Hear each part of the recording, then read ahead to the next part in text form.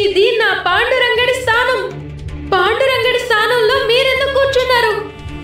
రాసి పెట్టుకో. నీ జీవితాన్ని సర్వనాశనం చెయ్యింది నేను నిద్రపోను.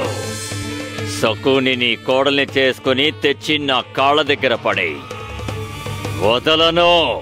దాని ఒంటికి పట్టిన పాండురంగడనే కొవ్వుని వదిలిస్తాను. అది నన్ను శరణు వేడుకోవాలి, బ్రతిమాలాలి. నన్ను వెతుక్కుంటూ వచ్చి నా కాళ్ళ మీద పడి ప్రాణభిక్ష పెట్టమని అర్థించాలి. నువ్వు నా ఆజ్ఞని నెరవేర్చాలి మనోరమ, విఫలమవ్వకూడదు.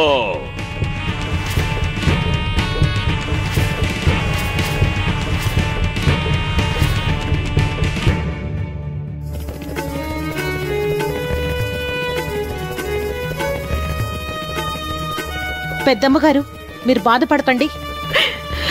శాస్త్రి గారు మందిచ్చారు కదా, సఖుకి నయమైపోతుంది. సఖు స్పృహలో లేదు, ఏదేదో కలవరిస్తోంది. తన ధ్యాస అంతా పాండురంగడి మీదే ఉంది.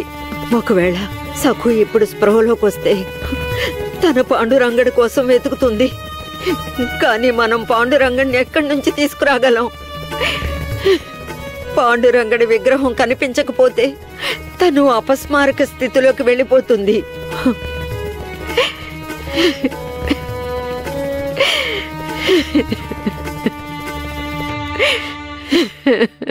ఇదిగో శాస్త్రి గారు, ఊరికే నాకు సలహాలు ఇవ్వకండి. మీ హద్దుల్లో మీరు ఉండండి. మీరెవరు సఖుతో అలా ప్రవర్తించద్దు అనడానికి? మీరెవరు నేనెవరు అన్నది ఇప్పుడు ముఖ్యం కాదు. మనుషులు మనుషుల్లా ప్రవర్తించాలి. నేను కోరుకునేది ఇదే. సాటి మానవుడిగా, ప్రాణం పోసే వైద్యుడిగా నేను మీకు ఇది చెప్తున్నాను.